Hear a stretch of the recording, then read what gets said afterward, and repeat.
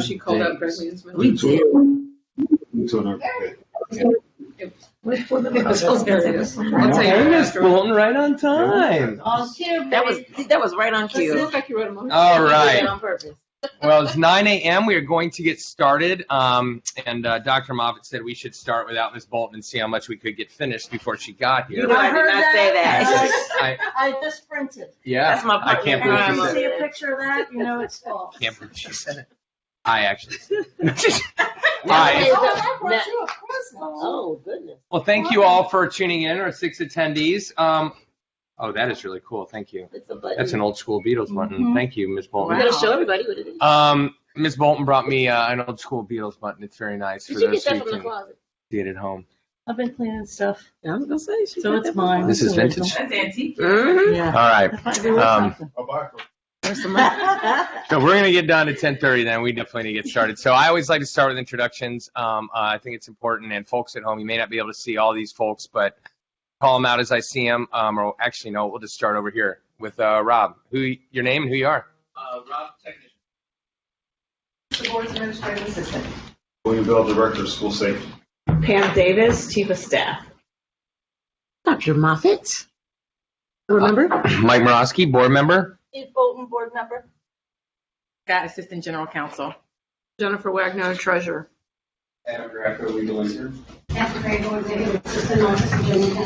Thank you all so much for being here. We do have a large agenda, so we are going to dive right in. And thank you very much to my colleagues on the board and the administration for the sort of moving this date around in this meeting. I really, really appreciate it.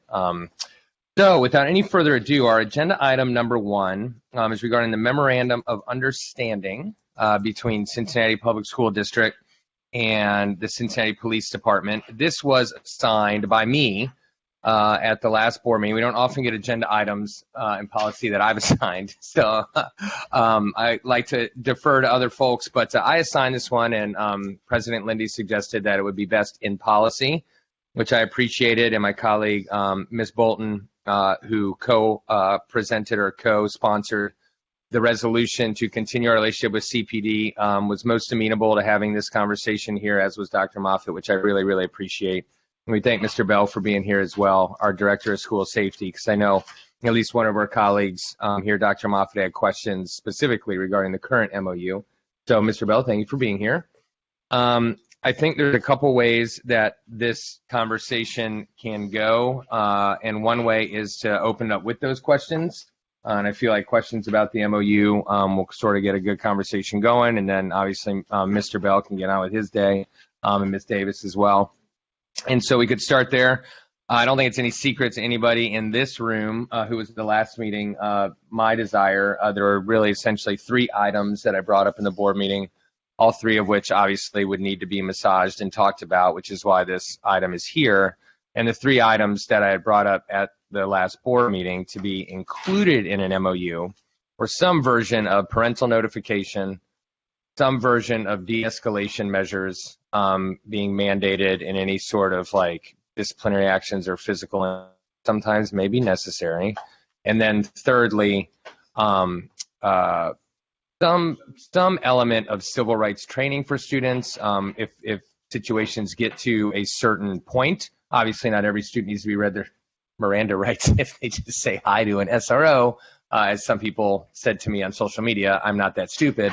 However, I do think maybe some element of letting students know what their civil rights are in certain interactions might be prudent. So those were the 3 reasons I wanted to talk about the MOU, which of course we can get around to, but I want to open it up to my colleagues. And since Dr. Moffitt sent the email last evening requesting the presence of Mr. Bell and I believe Ms. Davis, I'll let you kick it off and then go to Ms. Bolton, who again I thank for her resolution, which has gotten us to this point.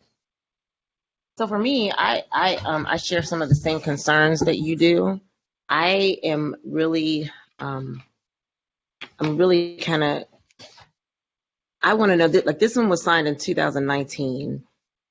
Have there been any what are the updates? And for me, the awareness to not only the community but to our youth about what is contained in this. So that's I just wanted to know some specifics about what we had, where we are, and what we're doing to bring awareness to this. Because I know that I've asked you questions from a CPD side, from a CPS side, but I think that those questions should probably be answered and asked in public. So I don't have specifics except for what is different from the 2019 to the 2022, because did we just sign a new one? So they're in the process of revising the current MOU. That's something that has to be done between the police department and CPS law department. Okay. And going forward, I think we can address some of the things about educating people regarding their civil rights, students. So there is House Bill, Senate Bill 68, under ORC section 3301.7 or 072. Sorry. Before you okay. go there, may I interject something just about the updates? I'm assuming with general counsel, specifically because this is a 5-year agreement, and it states in there that it's reviewed annually. So I'm not certain if general counsel has context about, normally in the MOU, it shows you if any updates have been made. Like you would see that it say revision or amendment. And so in terms of updates, because I think Mr. Bell was about to give further context, and I didn't want to leave that part. Can we ask general counsel whether or not there are updates, because this was a 5-year agreement to be reviewed annually? Well, I'm assuming that we were supplied with everything that was Right, but to that No. point, it has not been specifically updated. This is the original Okay. from 2019. There has been discussion, right. as Mr. Bell had alluded to, of potential revisions and that type of thing, and just kind of revisiting it.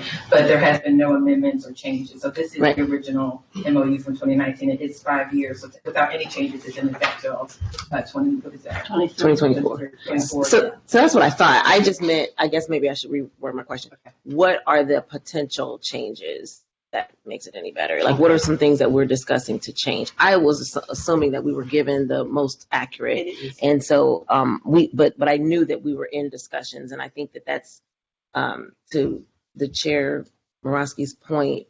We have an opportunity to add things that we see that have been different from 2019. So, what are some of the other discussions that we could that are on the table?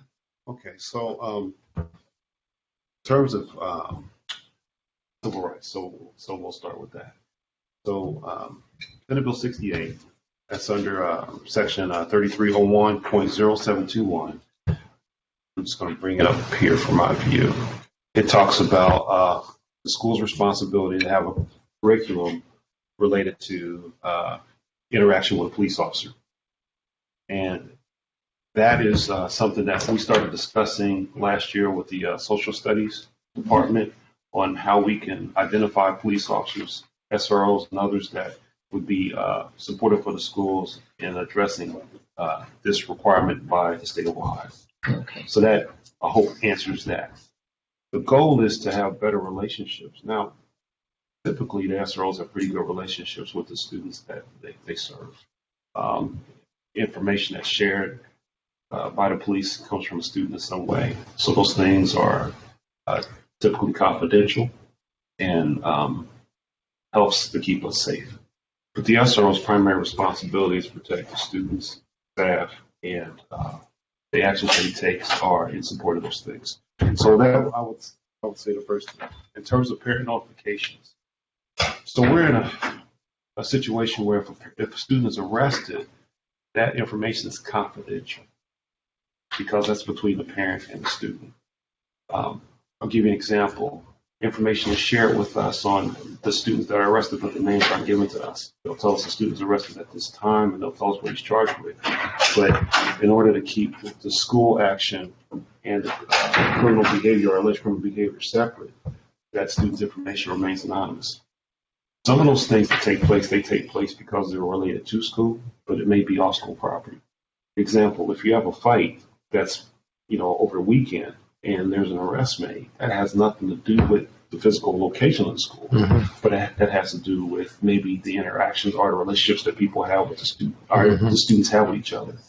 If there was an arrest made and the SROs are aware of it, they'll say this person, or this student assigned to this school was arrested at this date at this time, but we have no idea who that is.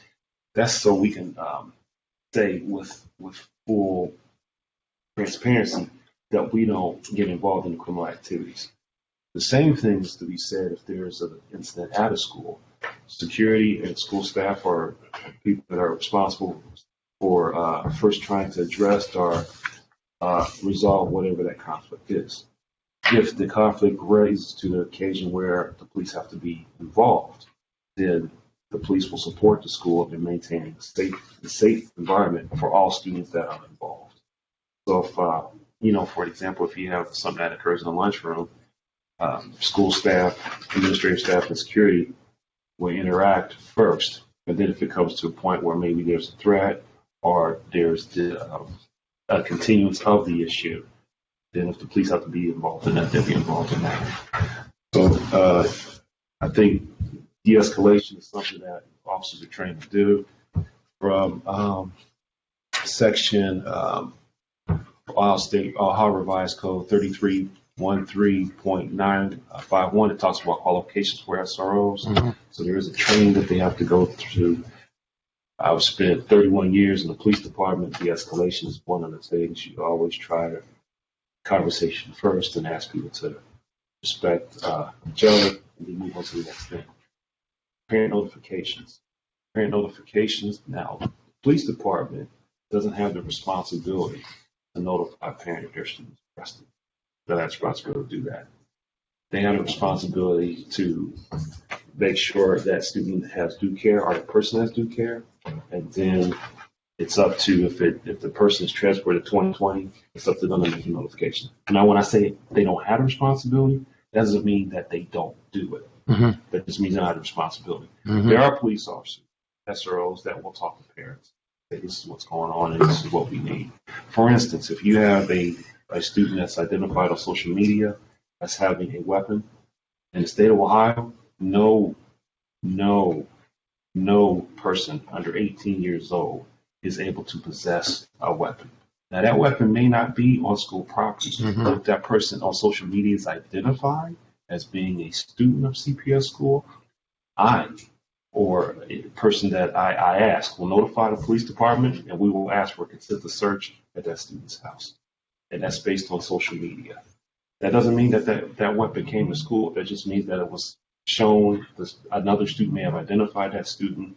The police department will notify the parents that your student was pictured on this. They'll provide information and ask if they need consent to search. So that's sort of the relationship that the police department has. The entire goal of this, sorry, it might be me. It's not me, or maybe it is, I don't know.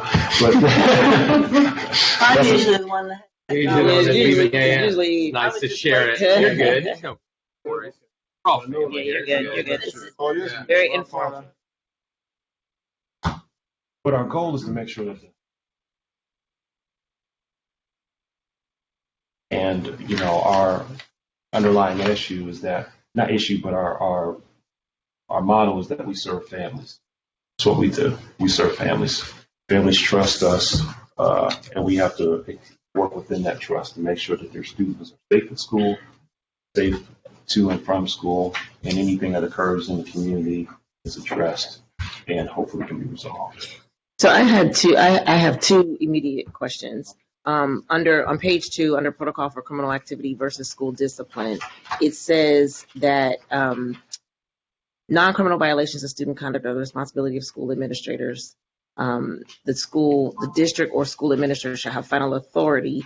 And then number 2, the services performed by CPD police officers under this MOU agreement are to respond to matters pertaining to student safety, not to enforce school discipline with respect to students. And so we've heard a lot of dialogue around all the SROs come into the building and they arrest students. And while that may have been the case, maybe in one or two examples, it has been my understanding, and I'd like clarification.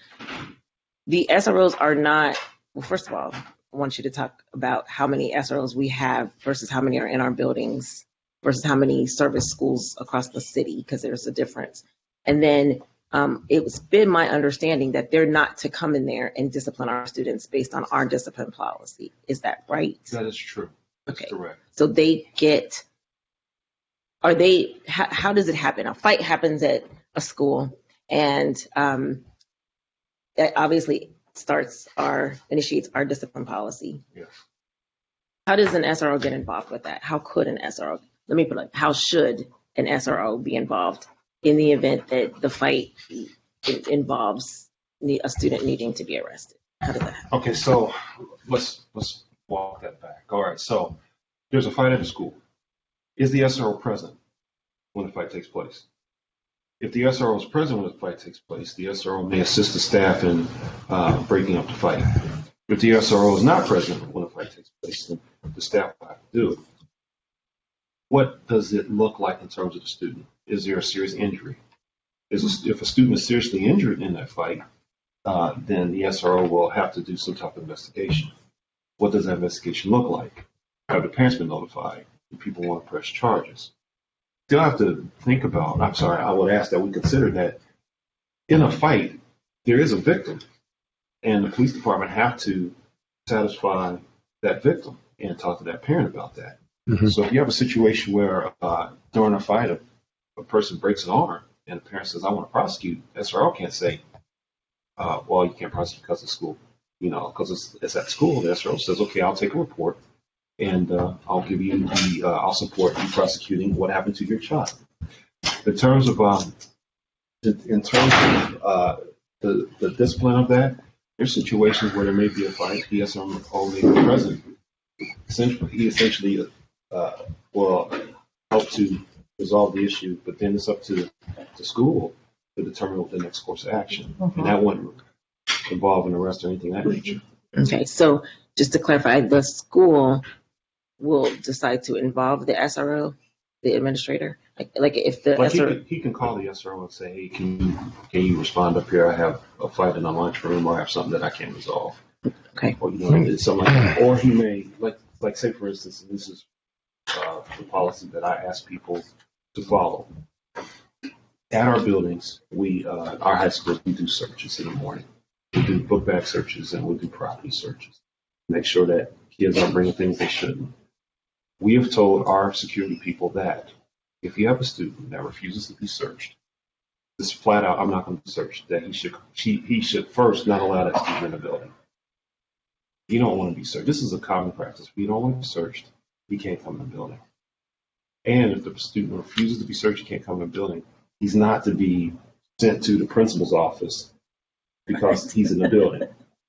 We are going to call the police and ask the police to assist us with why the student doesn't want to be searched. Sure. Because we have to make sure that all students are safe.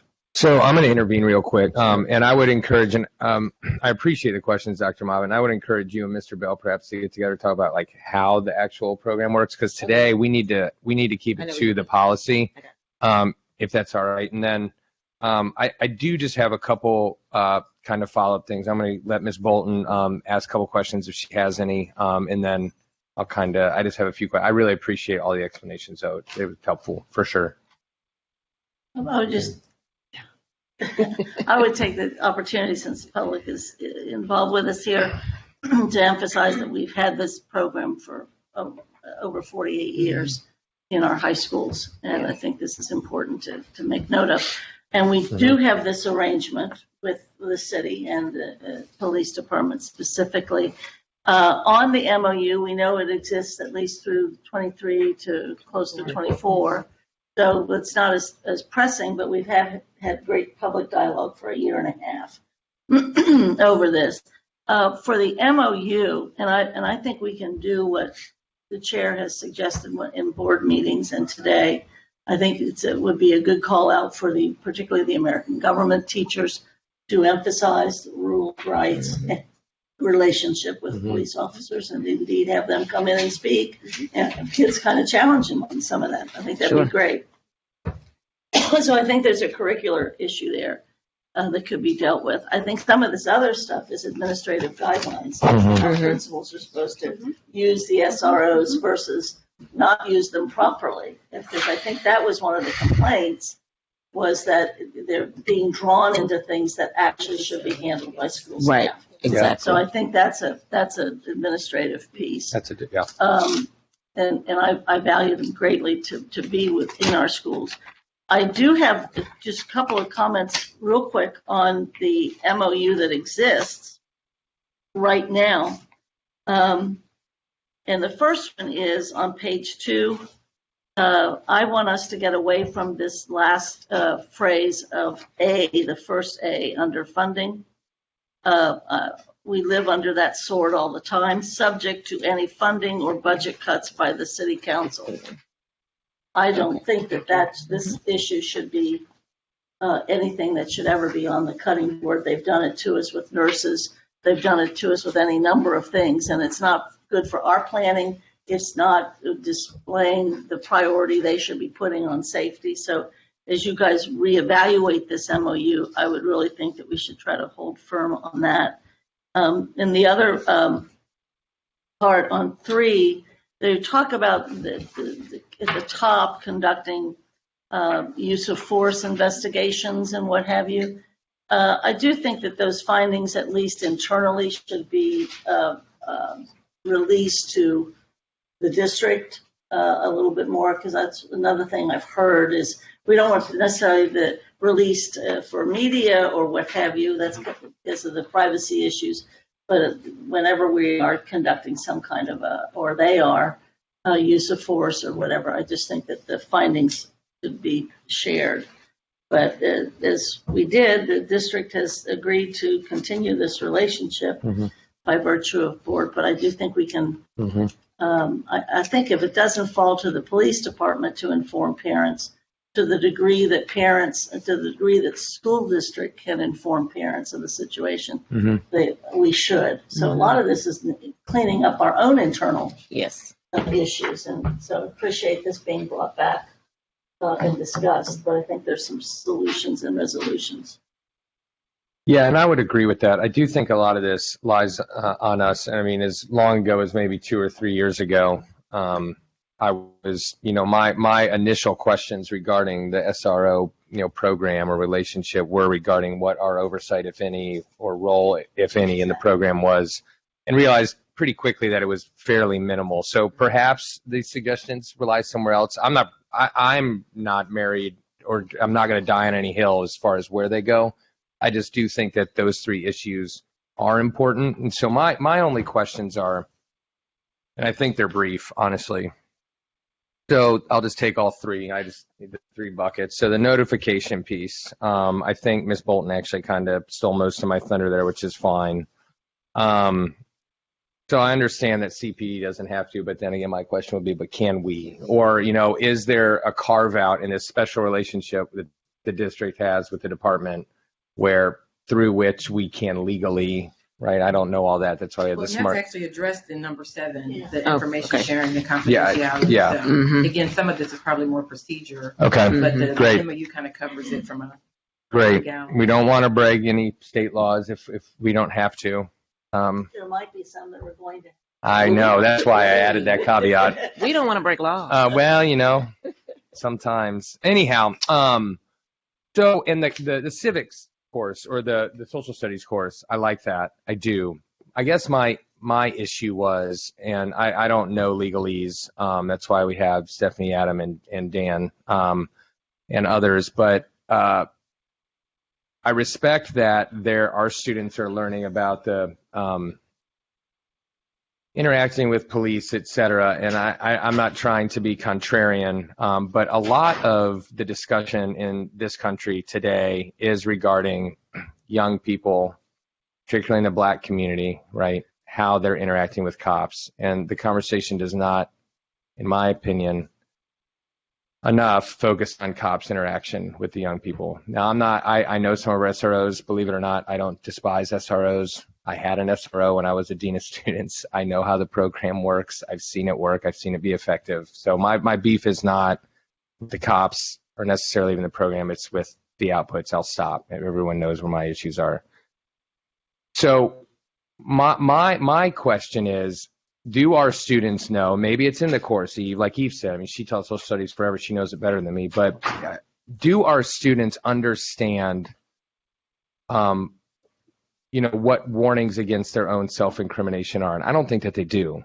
And when an SRO is interacting with a young person, do our young people know in that moment, without being told or warned against self-incrimination, that they could potentially, things like that. Maybe that's nitty-gritty, and maybe it's Pollyanna to believe that may, impact arrest rates, et cetera. But I'm not smart enough or talented enough to know what that would look like in an MOU.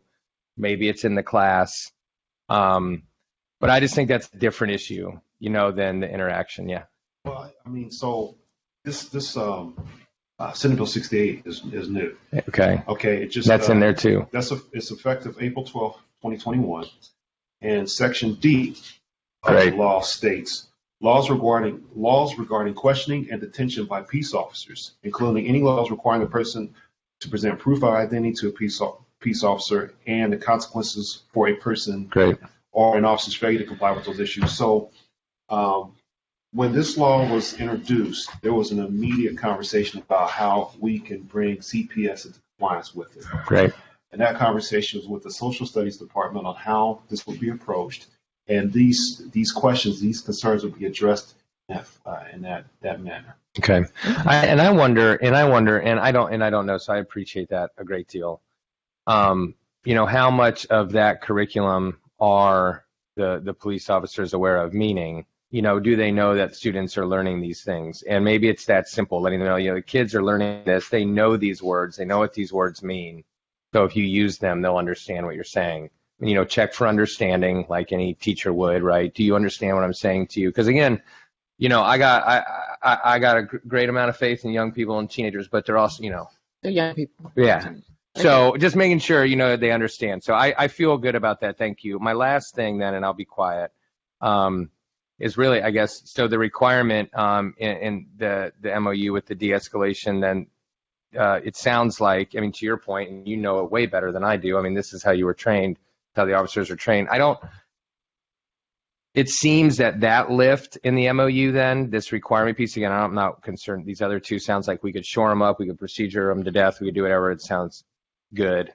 The last one, is it too much of a lift, and this is for, I guess, both teams, to add a requirement for de-escalation? I don't distrust that the police are trained in that way. I don't, because I understand that, but If I may add, one of the, pieces of background information that we learned about even how SROs become SROs, you can't just raise your hand and say, I want to be an SRO. Sure. There's a process. Right. And those officers have to be approved in order to be accepted. So I don't know if Mr. Bell can give further context, but for me, it sounded like they weren't just going down the line Sure. picking warm bodies. They were picking people who actually wanted to be a part, and many of which are CPS grads and or have kids in schools across our district. So the de-escalation piece, I'm not certain where that enters, but it at least made me feel better that we were talking about people who actually wanted to be there and had passed some type of assessment or threshold to be accepted or approved to be there. So in the training, just in law enforcement training, there is a part of the training where we talk about de-escalation. There's also the particular SRO training that people go to talk about the same thing. So the SRO program is based on relationships.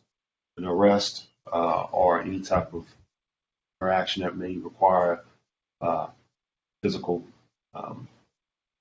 type of physical involvement, that's a last resort. So everything starts with a conversation. And those conversations are based on the student policies and code of conduct. So, for instance, if a kid comes in late, that's not a police thing. Mm-hmm. It shouldn't be. The kid's late. So in terms of I'm not sure this is Stephanie's department how it should be worded, but I'll tell you that the training is already in existence, and I'll tell you that the police department has a policy regarding it's called conduct unbecoming, and if there's something that occurs that is less than professional with a police officer, and that police officer supervisor can be notified, and then there's an independent investigation on why the police officer behaved the way he did. And I also want to say too, and I think we probably talked through this enough, but under 5C, it says professional development. SROs shall be provided with continual professional development training as required by law, which I'm assuming sounds like what you're talking about. But I would even wonder if we could have some sort of training with CPS. Like if we could say that, to your point of do students know, if we could have them have training with our, I don't want to say our curriculum department, but an administration can figure that out. But can we make that so that that professional development, in addition to what is there, involves what you're speaking of specific to our community of students? I don't know what the wording needs to look like, but to me, it's already there in that. We can maybe flesh that out a little bit more, but. And that's just the only piece that I was going to add is specifically the qualifications for the SRO, including the piece about the training, is addressed in Ohio Revised Code. So again, some of this is not so much that it would be illegal if we want to kind of include it per se or have a discussion with CPD about making sure certain elements are addressed, but specifically the training, which Mr. Bell has already referenced, includes kind of this escalation piece, which is also addressed in the Ohio Revised Code, which is law.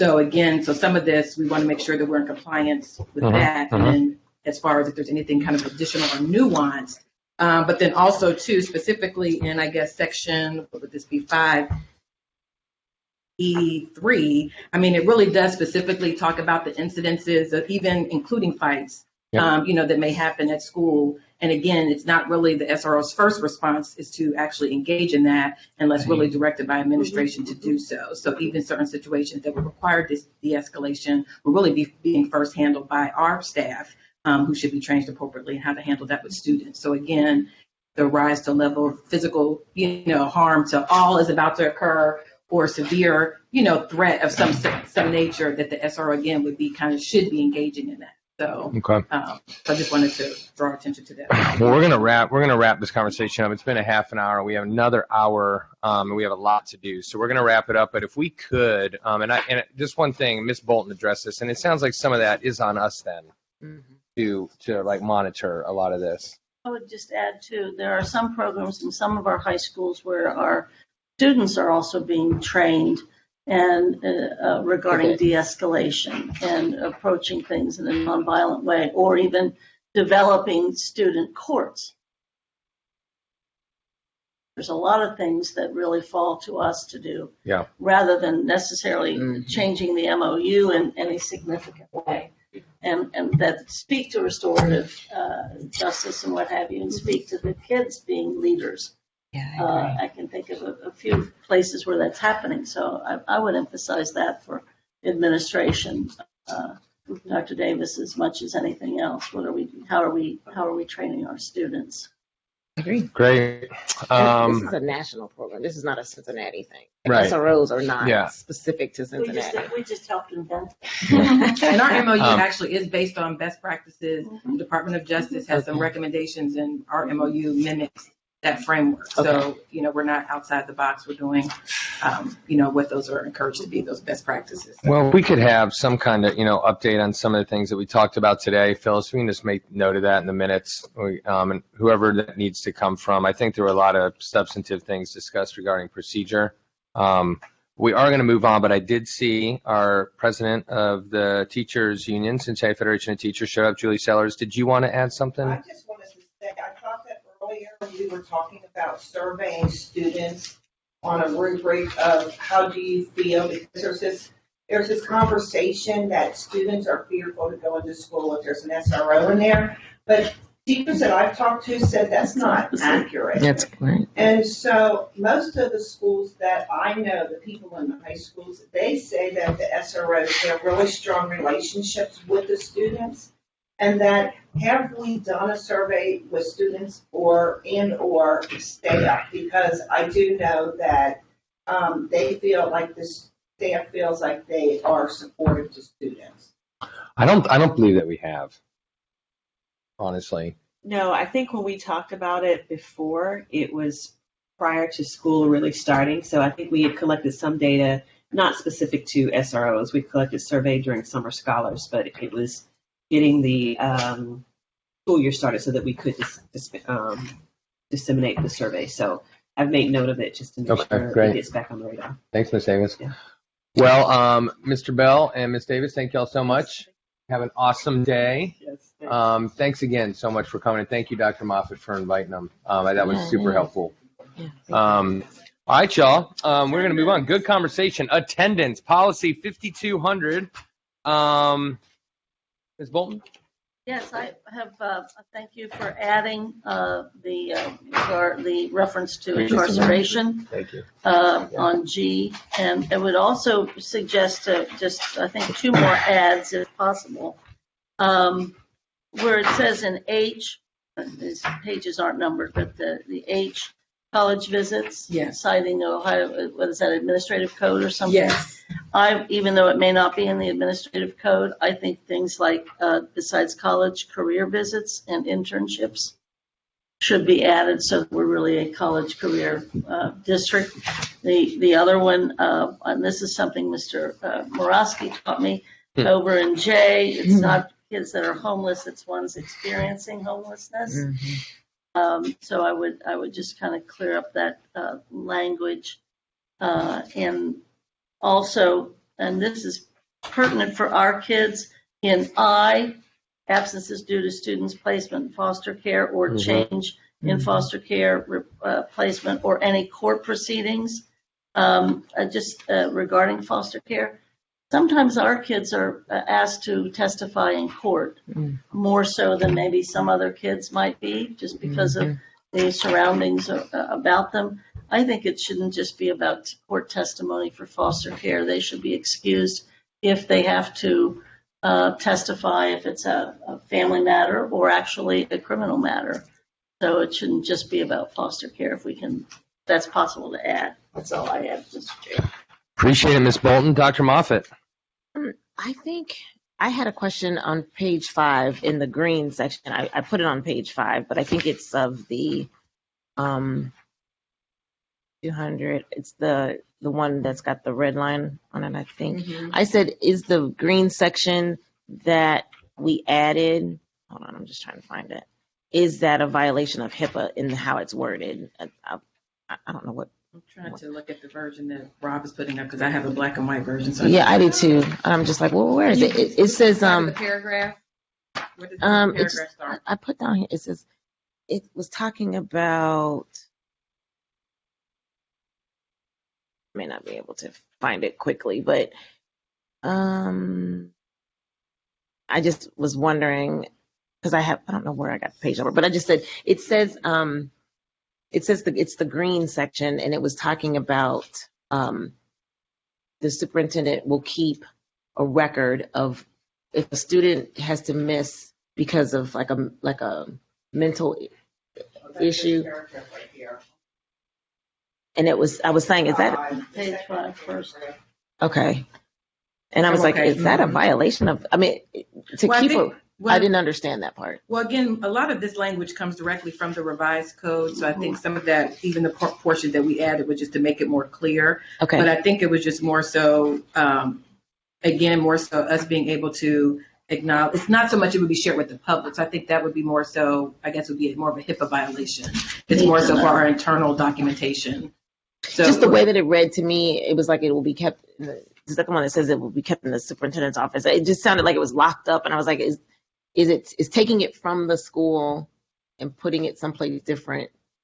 Is that a violation of like their HIPAA? That's all I was asking. I'll look at that more closely. I'm still trying to find the exact language. I am but too. I And definitely wouldn't want to be in a violation of, and a lot of times when it references the superintendent, because again, that's in some ways how the Ohio Revised Code is wording it, but a lot of times that's the superintendent or their designee. So again, it would be in the appropriate place, the appropriate department. Okay. So it's kind of referencing us in general. It wouldn't be like the superintendent just holds the keys to this, Gotcha. the specific person, I guess, who holds that role. Well, that was just my.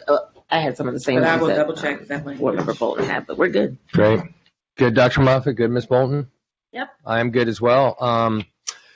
So if we check off those boxes, are we good moving this policy forward to the board? Or just those changes. Yep. And then, yeah, we trust you to check on the HIPAA Okay. stuff.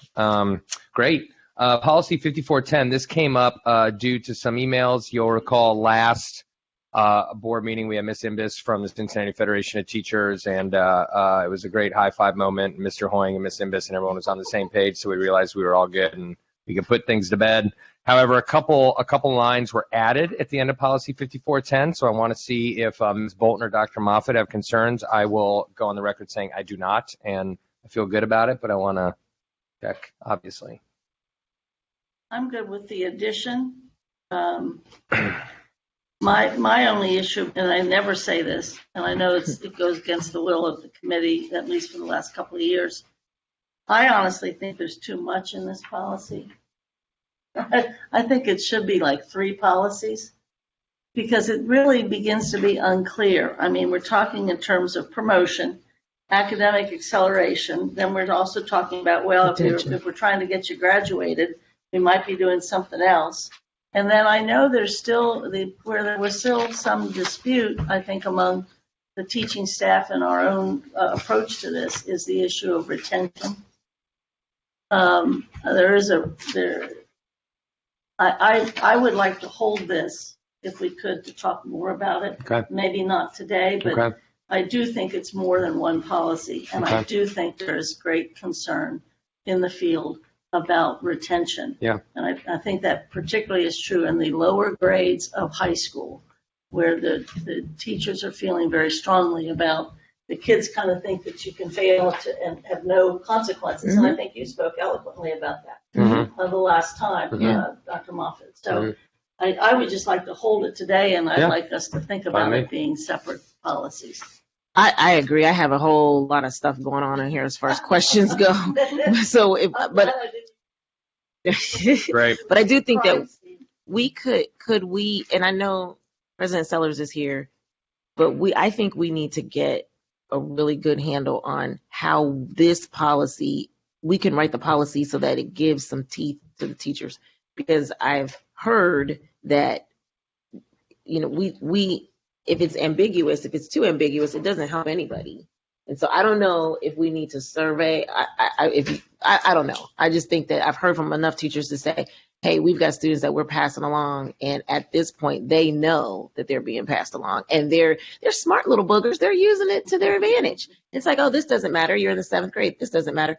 Yes, it does. And how can you convince a 7th or 8th grader to own something that they don't believe it matters? And we demonstrate that it doesn't matter because we pass them along. And so I do think I didn't even think about separating it because I was just like, oh, I got questions on all of it. But I think we do need to talk about, I would like to see some data on what is the number of students that are recommended to be retained, that are passed on. Like, what if the staff is saying, hey, a student should be retained, but the administrator passes them on. I kind of would like to see some data on the recommendation versus the actual, and with regard to retention and promotion, because we have some students who parents feel like they want to be promoted, but the administration, whatever. I just think we need to specifically focus on retention.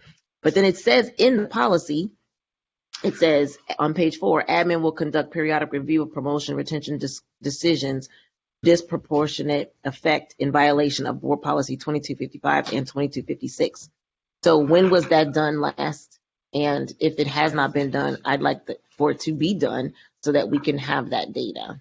Well, I'll just add that actual paragraph is an addition. So that was a suggestion made last month. So I'm sure there's some tracking of this, but this is what we're recommending should begin happening. Okay. It's not happening on a district level. Okay. And then I'll also add that the paragraph before that begins with to the extent, which was also an addition, comes directly from the CBA. So again, even what kind of response we have to this paragraph, this is already language that was pulled directly from the CBA. So again, it's supposed to be a collaborative decision when it comes to retention and promotion. So again, we just copied and pasted. So again, as we move forward with trying to determine if we're going to have one policy, 2 policies, we do need to make sure that like certain language like this can't really be changed because it's already been negotiated and finalized. And so, but we can talk about again, it might be in a procedure and how it's implemented in a way, but this language is that language.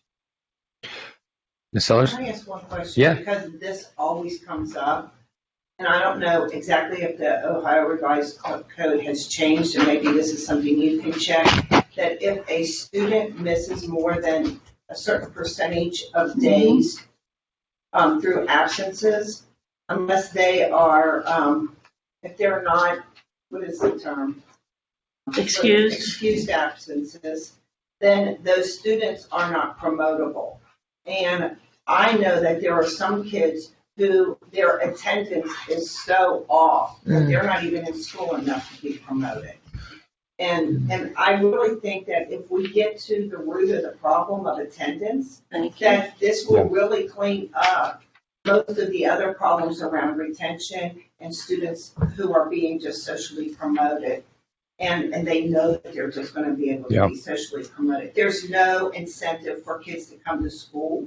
There's no incentive for them to be on time. There's no incentive for them to do their work. There's no incentive for them to complete the work. I mean, until we start addressing the root causes, we're not going to have kids who are really promotable. Yeah. Appreciate that feedback. Dr. Monk, do you want to add? I agree with Ms. Bolton that we should put this on the October 21st agenda so we can have this sit on it. And then if you want to come back with a proposal for 2-3 policies, and then obviously yours, I'll bring my feedback as well. I would agree. And even something, there's one part where this collaborative group that helps decide this or massage it or whatever. One of them is called a team. And then the other one's called a committee. I mean, it's just that. I was confused. This needs lots of help, Let's doctor it up. And I think we probably have a superintendent that would be interested in making this much stronger and clearer to the families and teachers. I think there's a lot of power in shoring up this policy. So I appreciate the feedback. And yes, while this committee is interested in purging policies and combining policies, I would be most open to your suggestion to add a couple to the mix. We've gotten rid of so many. Now we got room for a couple more. All right, good to move on. Yep. October 21st, our special Halloween policy committee is when we'll take this up. Costumes are encouraged. So wait, are we going to get the data? Can we make that? We can talk about that. And I think, when we get into the full board and I present the minutes, we can tee it up. And then if you would like to assign that, I think that would probably be the best way to do it. Okay. Dr. Mob. I think that's really good data to have. Okay. Great. That'll help inform the policy, I think. The last policy committee, our theme was community engagement, and we looked at a number of community-facing policies and elected to bring them back to today to continue the conversation. And we're going to do that and begin with policy 9140, policy 7500. That garnered the most discussion, the community learning centers. And Ms. Bolton had asked for some history. It looks like we have it in front of us as far as how this policy got to where it was. It was sort of for those who were not here last month or listening last month, it was kind of I think, collective opinion of this committee, at least, that it was a pretty wordy, strange policy. It was sort of just kind of bounced around, and so we wanted to take it up again, and so that is what we will do. Policy 7500, community learning centers, and I'm looking at my right and my left. Anyone who wants to start? I'll let Board Member Bolton go first. Appreciate the board staff of producing for us the CPS Board of Education Community Learning Centers Guiding Principles. I think you have it in front of us, a color sheet, or do I have that to hand out? No, I have it. You got it? I have it as well. And I'm fascinated by this. We got this from one of the inventors of community learning centers, and that was Darlene Kamine. And if you'll notice, a few of these paragraphs appear in the policy kind of in some form or another. But this dates back to May 21st, 2001. And I appreciate Julie Sellers helping in kind of retrieving some of this history. And then staff, bless their hearts, went back and found some more original, and then the whole transition of policies regarding community learning centers. And so that's before us as well. And then we have the one that we're working from as well. And it's great to watch this kind of grow and change, but I think over time we lost some of the essential principles of community learning centers. And it's captured in the earlier policies, and it's captured definitely by the guiding principles from 2001. So I don't know that we can resolve anything today, but I do believe some of the stuff that is in the current policy, probably needs some review, probably a time limit today on what to do or not to do about it. But there's some suggestions and some discussions. Something's been added, which is good, and I think those are the underlined areas, and maybe we could look at that. But I wouldn't try to get this all done today, but I do think we could have a few minutes about it to at least validate the work that staff and everybody's done. And these changes, just to be clear, on the most recent red line are actually the red lines from 2018. Yeah. So we have. Yeah. So these are not, They're not that new. So we just wanted to show what had been added. Appreciate it, which is what we had asked for, so thank you. Now I'm going to see Dr. Moffitt, now I'm going to get to Ms. Sellers. Dr. Moffitt? I think I'm okay. I just had a question which would probably be more applicable for admins, because it says that the one plans are, it mentions the one plan in here pretty extensively, and so I was just kind of wondering how the community is involved in the one plan. How I know in theory they're supposed to be, but I know that sometimes between theory and application are different. So I just I'll stop there for a second. That was my big. Mr. Chair, can I point out in 2001, the school board and the school district of Cincinnati said, this is just the first paragraph. This is 2001. This is what, 22 years ago, 20 some years ago? Mm. It's remarkable. In order to serve more fully the needs of our students and to support the improvement of their academic and intellectual development, all Cincinnati public schools will engage their communities in improving student achievement. Engage their communities to improve student achievement. I love it. As centers in the community, the schools and their partners should foster strong collaboration, set high expectations, embrace diversity, and share accountability for results. Mm-hmm. And much of that stays with the policy as it's been transitioning. But I really do think that some of the spirit of these first guiding principles needs to be embedded as we look into these. I do have a couple of things just to add, if I could, just based upon that. And we did add in 18, in the first paragraph, health and well-being. So is that's current? Yes. And then also we recited the equity policy. And then in that second paragraph, we struck something in 18 that I think we, at least in form, might want to put back, where we struck, it's flowery wording, if these worthy purposes are to be realized. I can get rid of worthy purposes or whatever. It's a little bit kind of churchy, but I think that if it's to be realized, I think it needs to be there. We can't realize all these things we're trying to do unless we have this. I mean, that's why we made this tremendous commitment, and the community did. And then I was happy to see academic growth instead of achievement in that third paragraph. And then it used to just be schools leadership, but we added in 18 the LSDMC, the ILT, and administration. I think somehow there we should say something about raising student voice. And in that next paragraph too, where it says ILT at the end of it, parents and school community, I think students should come down there. I mean, that's been a focus for at least about 6 years of the student voice. And there's other things to increase student voice. Mm-hmm. There's other things too. I can add at some other time, but I do have a question for the treasurer. When we say capital partners, in there's some reference, and this relationship as to who pays for what. Mm-hmm. Maybe if the treasurer's office can look more at some of that. Okay, it says once developed, The agreement shall then be submitted to the LSDMC. Goes almost up to the edge where what we had to strike out of LSDMC on agreements, but once developed, the agreement shall then be submitted. It's the next to last paragraph, I guess, to submitted to the LSDMC through the principal, which I think is a key phrase that somehow has gotten lost along the way too in another policy.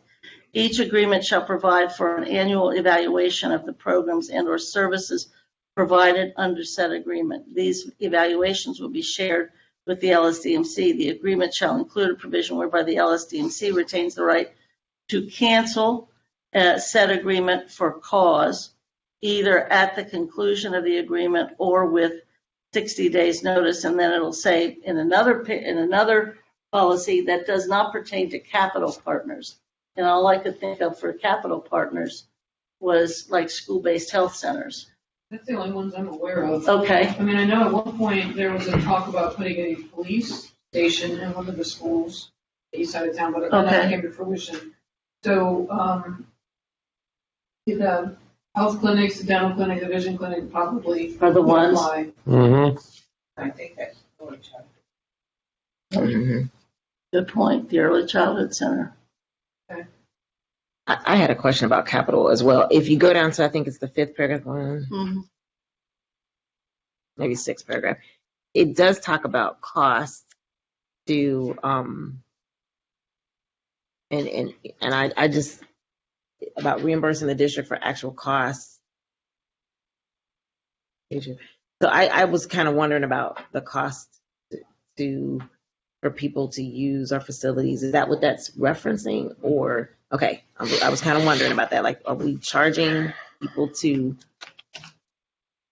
use that? So that was kind of what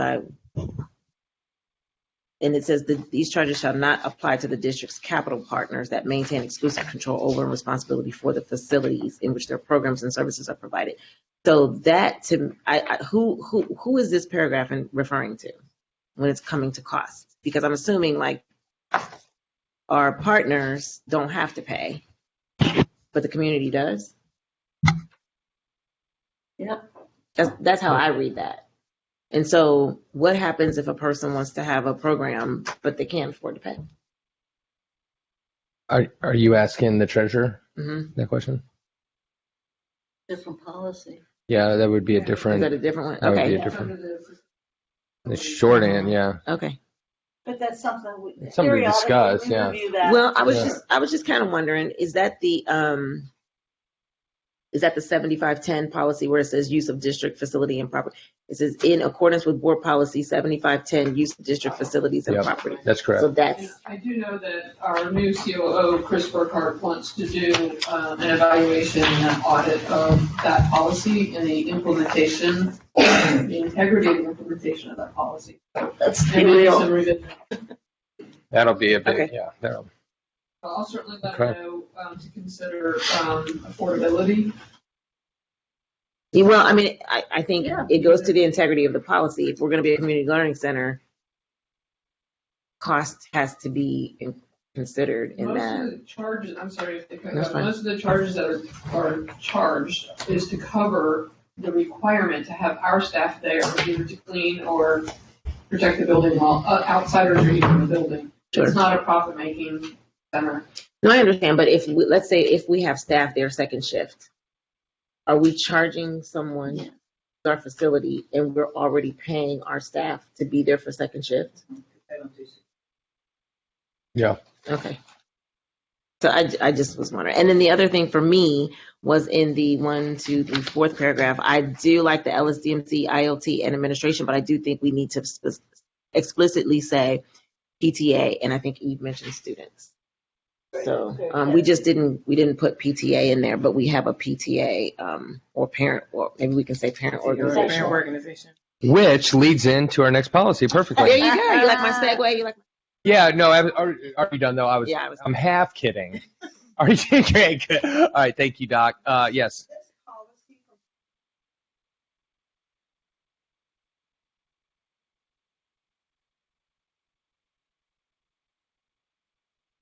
That the community knew that these facilities would be used in ways that were open to 4 people at Excellent. more time.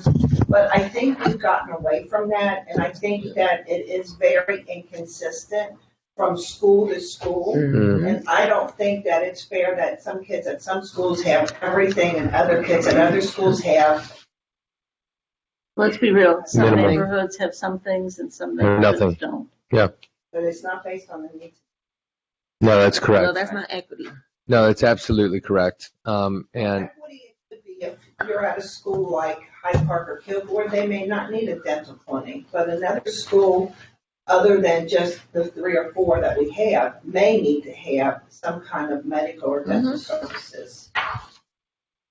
That's just like an example. so we're gonna put the policy 7500, Phyllis, on October 21st as well. So right now, October 21st, and we're gonna, if my colleagues can help me do this, and I'm certainly part of the problem, so I'll commit to this as well. We'll try not to add too many more policies after today, because those 2 alone could take an hour if we are really authentic with going, combing through them, the 5410 and 7500. And so we'll get these chunky ones next time. Well, I'm assuming your remote's gonna come back too. Absolutely. No, I'm looking down this list, and I'm predicting some of these are going to come right off, no problem. Hey, look at this. I mean, what are we talking about? So let's keep going. I was like, this is Hey. Just for aggressive. 1 second. Oh, yes. For this particular policy, did you want us to still make an attempt to make these edits based on the feedback today Yes. for the October meeting? Yes, that would be Okay. great. Thank you. Thank you so much, Ms. Scott. Parent and family engagement, 9140. I'm going to go first on this one because it's Please. brief, and then I'll kick it to my colleagues. 9140 is parent-family engagement. We talked about this at our last meeting, and General Counsel's office. Thank you so much, Ms. Scott, and Adam, and Dan, wherever he may be, for the changes. They look awesome. I really do like them. The only thing I'm going to add, and I don't want to beat a dead horse. First, I want to call out in the last paragraph how much I appreciate the reference to consistent and effective communication between school and parents and families. And I was going to ask, again, I don't want to beat a dead horse, but on the first page, turn it back over, sorry, 3rd paragraph, therefore, every school will implement and sustain opportunities for parents and families to be engaged and communicate as such or whatever. Just throw in another allusion to communication in that paragraph, in that sentence, if that's okay. Say that again, I'm sorry. So every school implements sustain opportunities for parents, families to be engaged and communicate such to family or whatever. Just another reference to communication, because I really think that's, while it's not everything, I got to tell you, I really, really like this redlined version, though, and how we talked about equity in the last policy, how much it takes into account that family engagement looks very different for people. So that's it for me, though. Okay. So for me, I kind of want.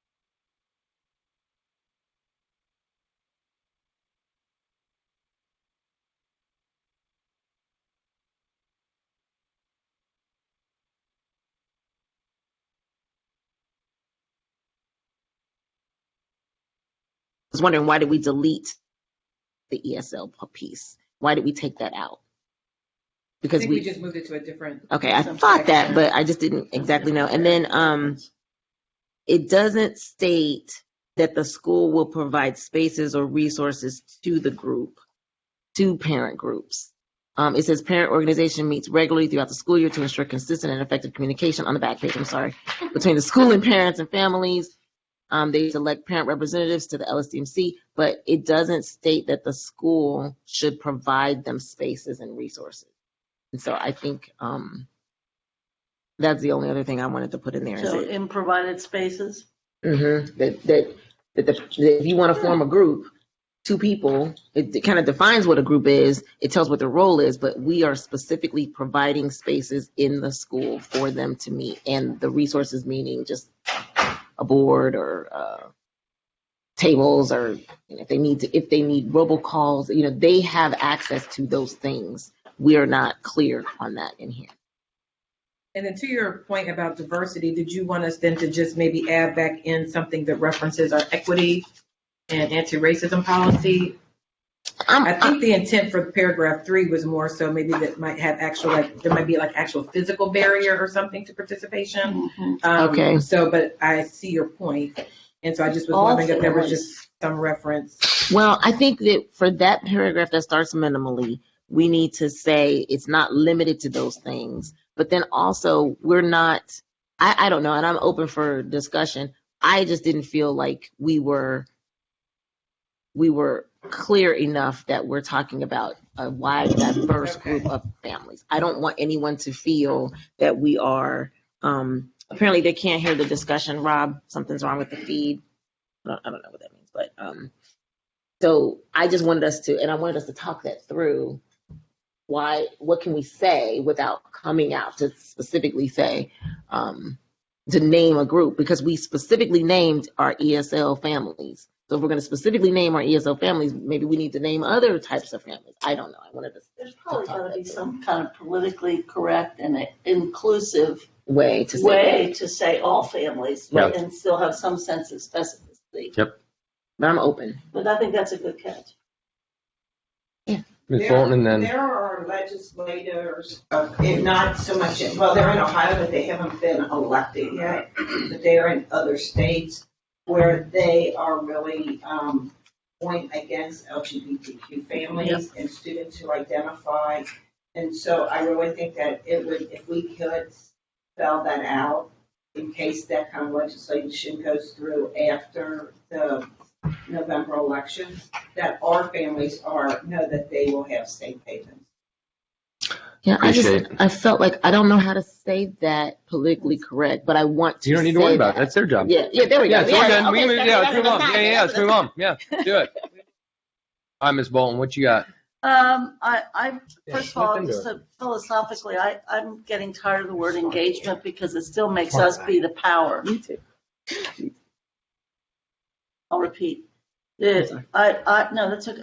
I'm having a philosophical problem about engagement because it puts the district in a position of power, like we're engaging them. I really liked what was said a couple of in our other meeting, not policy, but the other where we talked about the parents' whatever voice or something. There's got to be a better way than we're like engaging you. It's like participation is better or something.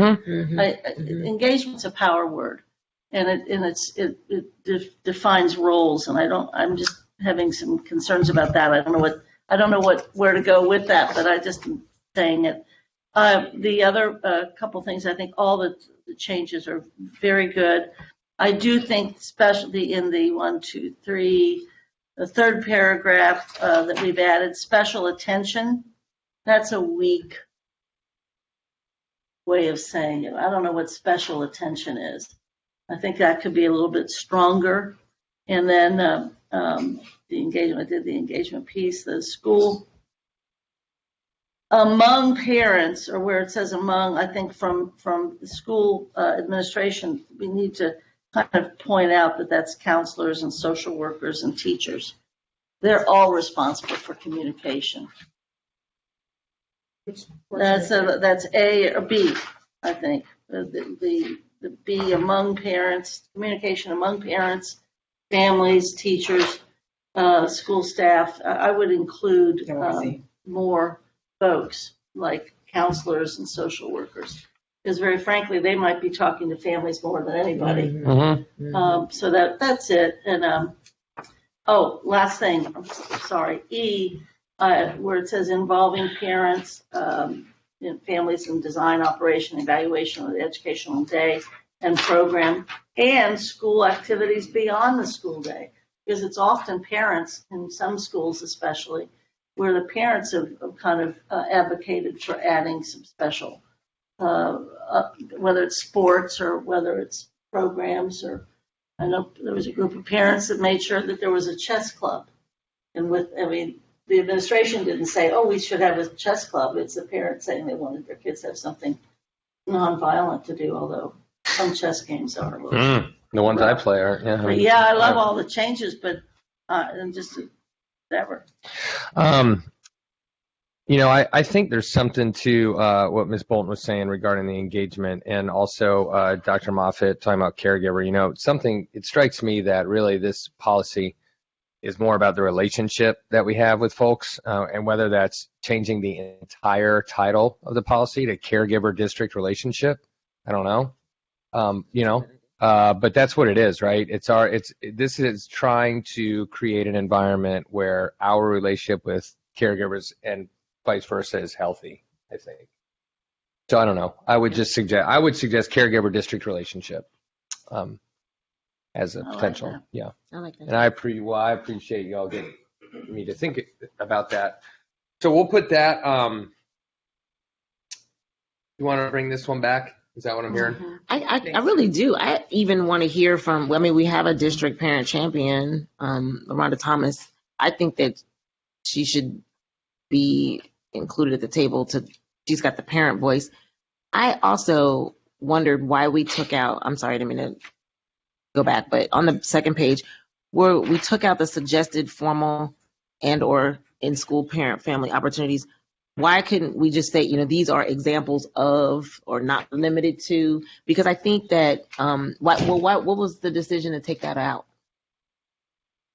Not exactly sure. I believe the conversation last time was just trying to make it not so like it was limited to these. Mhm. So in some way, That's what it was. Just deleting it altogether, it does leave it more open to whatever description or That's Okay. why. That was why. Okay. Yeah, And then Are we fine with still leaving that, or? I am. Okay. I like to give examples, but it's fine with me. That's fine. And then we used to, I guess this is a question. We used to have a policy where the district would pay for a formalized PTA for every school. Do we still have that? I don't believe that the policy states it that way, so I guess that would have to be a choice of this group if that's something we wanted to. Well, Yeah. the reason I asked that question, because I just wanted it to be clear. We used to have it when I was, and it wasn't that long ago. I'm not that old, but it wasn't that long ago. But the district was paying for whatever fees for a formalized PTA. Remember that? I'm wholeheartedly Remember that? in support of that, because looking back even on these community learning center or the LSDMC, they talk about parent organizations back in the 70s. And I think that it also was one of the targets of the last strategic plan, was that there would be an organized parent group in every school. And we've made some progress, but not enough. So I think part of that is that it would almost have to be something formalized instead of like our PTOs, or we invent stuff for ourselves. But if it's more of participating in a whole national movement, that's kind of interesting. I remember that we used to have it, and when we say here every school shall have at least one parent organization, I immediately go to, okay, that sounds great. Where am I going to be? If they have to provide space, then we can clarify that. But then, how are we going to pay for the copy clicks? How are we going to pay for the resources that are needed?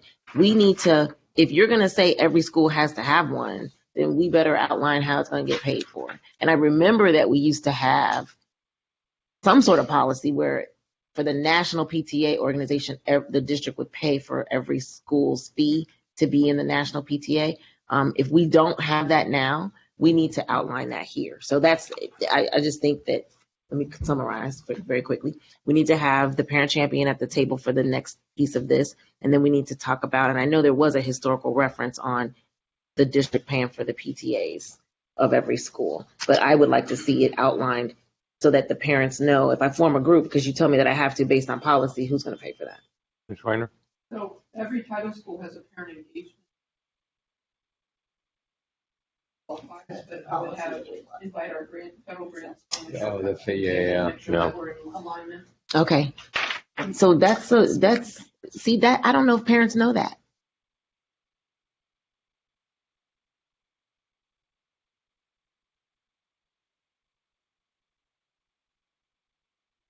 federal. Yeah.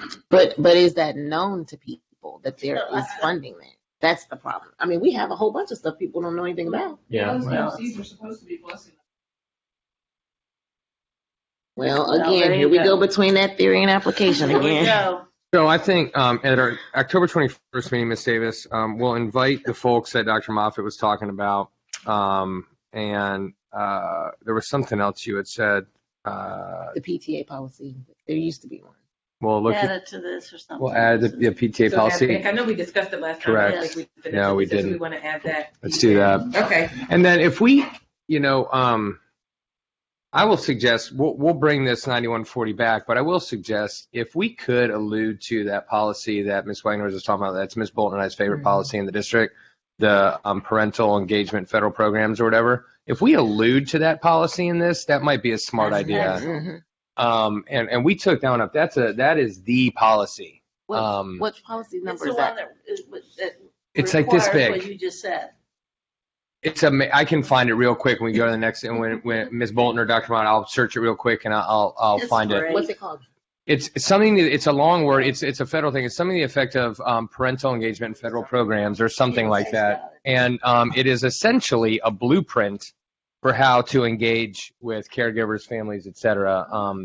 And as Actually, we had some data that one of a couple of policy meetings back when the equity manager was on Yep, staff. yep. And they did a review of that, audit Yep. of that one. absolutely, Okay.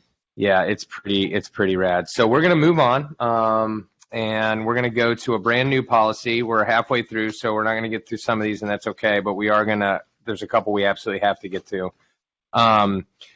Number 7, a draft policy for remote work. This came out. This is a new policy. As always, Cincinnati Public Schools is ahead of the game. Thank you, Ms. Scott. This would be a brand new policy. 3133 is the proposed code, and it regards remote work. No one should need any context for why we're talking about this. I will turn it over to my colleagues for initial questions, but Ms. Davis, I can tell you right now that Definitely proposed that. policy 3133 will be on the agenda for October 21st. Does anyone want to say anything about it now? I have one thing, but that's it. So, I'll Ms. let my Wagner? colleagues go first. I'm sorry.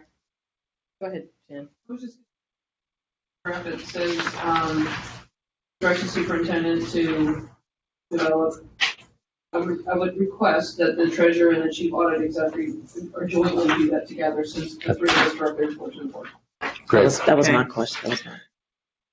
Thank you. I would suggest that last paragraph be struck, Yeah, I was thinking that too. because the superintendent and the treasurer don't write policy, the board writes the policy. I think we have to take into consideration what the superintendent and the treasurer have suggested. And I do want to make the record straight, is that the board decided to write this policy. It wasn't assigned to us. So I just wanted to make sure people understand that. I also would suggest that the legal counsel look at 2 school districts that I often look at to see what they're doing. And one is Tacoma, Washington, and the other is Fairfax County. And I'm not suggesting any of them know exactly what to do, but those are forward-thinking districts, and some of it's a little bit more conservative than I would think. And also, yeah. I was just gonna point out that I'm a graduate of Fairfax County. No wonder. Proof positive. So those would be some of the things I would suggest. And one of them, really, or both of them really talk about how much there could be. And one of them even says up to 80%. And the other that's kind of important too is that if you limit it to just specific supervisors, that can be a problem, because that will create some inequity possibly. The other thing that's kind of interesting are all the other issues that are raised as a result of having remote. And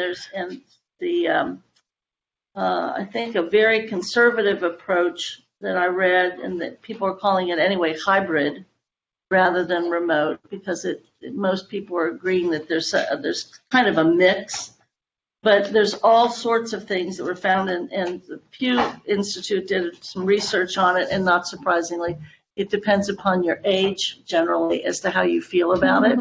And the reality too is, if we want to actually be a force in recruitment and building and rebuilding and sustaining a really great staff, you, as an employer, you're going to have some semblance of this. Period, over and done with. And I think most people kind of understand that. And that also it can be, you can revoke it if somebody's not producing. So there's, and you have to take into consideration all those sorts of things as well. And I have a lot more notes, but just to get us started, Tacoma and Fairfax. And then I think it was, I forget which university was putting one together. I think it was Fordham University, which is fairly conservative. I think that's one. And they were pointing all the problems out that may need to be. It's going to be a long policy. It probably, unfortunately, will have more procedure in it than we like. So. Sorry. Go ahead. No, you're fine. Yeah. Consideration of something Ms. Bolton just said was about the recruitment. So in my department, I just looked at my department, 60% of my employees came from corporate America. So when I have to go and recruit and retire, I'm competing with corporate America who already has recruited. That might not, and as I would imagine some of the other business units would have that same issue. But that may not be the same on the instructional side. So that might be something to consider in the policy. And that leads to the one point I had. And Ms. Bolton, I think, may have a different opinion regarding the procedural piece. I don't disagree with that. Yeah. My only question, and I'm fine if we can put this for the next meeting. I think this has been a good just at least tee up. My only question was, the entire third paragraph is so specific. And I didn't know if it needed to be. And again, this is a philosophical thing we can talk about next time. It sounds like perhaps maybe it does. And then Ms. Wagner's point made me think, well, maybe it's even a whole separate policy that looks different about different types of employee compliments. I don't know. It just seems so specific for me. Like, these people can't be remote. And these people could be remote. So I think we have to have all those different conversations. But again, we are going to have something, I think. That was my I did not like the last paragraph, so I love your suggestion to take that out. I think that we have 3 distinct sections that report to the board, and that needs to be very clear. What can happen to the auditor and the treasurer doesn't have to happen to the superintendent section. So I definitely am for taking that out. I thought it was way too wordy. I was like, if the bottom line is, if your job is not able to be done remotely, even with consideration, for instance, our custodial staff, then we're not considering that. That doesn't make any sense. I just felt like it was redundant to say that, and it just didn't need to be there. I really wanted to have it be separate, so I'm all for, or at least differentiated. So I'm all for coming back to the table with that. I would love to, I'm going to just say this, I would love for us to get to a point where we are even able to help our teaching staff if they want to be remote. Like, I don't know what that looks like to put that in there. So I don't want anybody to be mad at me. We have a school. Well, but I think that we need to be broad enough to consider possibilities for the future, so that we don't have to come back and be like, oh my God, now we have to change this whole entire policy because we didn't include this group of people. Let's make it so that even with regard to the instruction side, there is some potential for flexibility. So that's just my opinion. Ms. Sellers? One of the things that I keep hearing about the remote workers, and when I've talked to some people about some of the remote policy, is I think it gets bogged down with people trying to contact those workers because they don't have, their cell phones aren't public. They make a call, the call goes to their email, and then they have to call back, and it doesn't work for teachers who are in classrooms.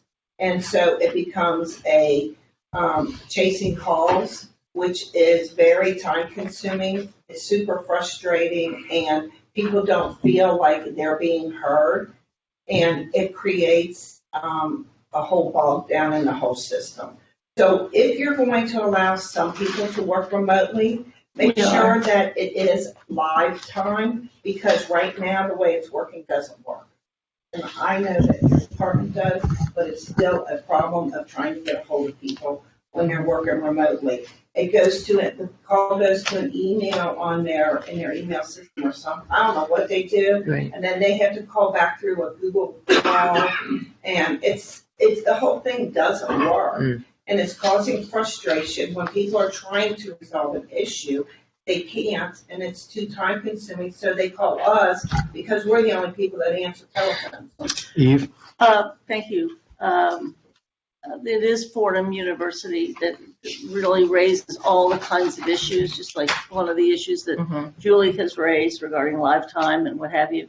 So I'd check them. It's rather extensive, and it's very conservative. They're not predisposed to like the hybrid, but it does deal with some of the specificity. And I think part of the resistance too, and I would say is that some people want it, some people don't. And I think that until we have a policy and everybody says that we've got it and live with it and figure out how to do it right, I think there'll be that anxious, but that anxiety. But I think that as broadly as we can do it, the better.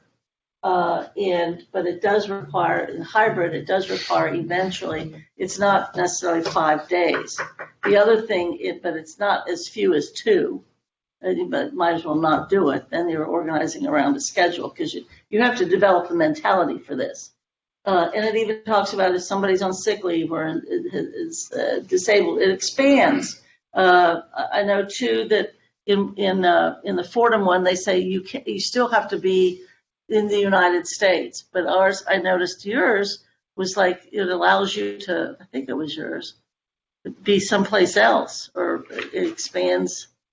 It's really interesting approach. Well, back in the day when I Oh, I was a see. CIO, we actually had an employee that left the district and moved back home to China Yeah. and worked remotely from China. We just required her to have our hours of work, and it worked really well. I mean, but she had the type of job. She was a database administrator. She had the type of job where she could do that from anywhere. And it does have to be determined by position. It can't be determined by a supervisor if you get it or you don't get it. And it can be revoked. And there's more ways to watch, frankly, people, and Fordham deals with it. You'll see. I'll move on. All right, we'll do our Fordham, even though it goes against my better judgment to look at anything Fordham does. But I trust my colleague, Ms. Bolton. That's why I went there. She does say, folks, and it's good. That's why we have committees. We all make each other better. The next agenda item, I'm just going to ask that Ms. Davis, we include this packet, this purchasing department packet, in our minutes. I know Mr. Lindy was most concerned with this as an audit of our policy 6320. It looks like we're doing an all right job. We could do better, but I just ask that it'll be in the minutes, and we'll check that off the agenda. Katrina Levins is here, our purchasing Another director. presentation. Well, Yay. well, if Questions you've been sitting Okay, here, I Tina? apologize. No, you're. Let me see. Want to get look? Go. No, you know I what? love it. She's not raising her hand. She's like, don't go. She's like, I'm fine. I'll get out of here. If you want to give us any highlights, no, feel free. We have 1 minute to do 100 things. And We can have you come back. no, we're not doing that again. This is done today. kidding, This is I'm for kidding. Mr. Lindy. Mr. Lindy got what he wanted. But yeah, Ms. Levin, do you have anything you'd like to point out? I thought it looked nice, but go for it.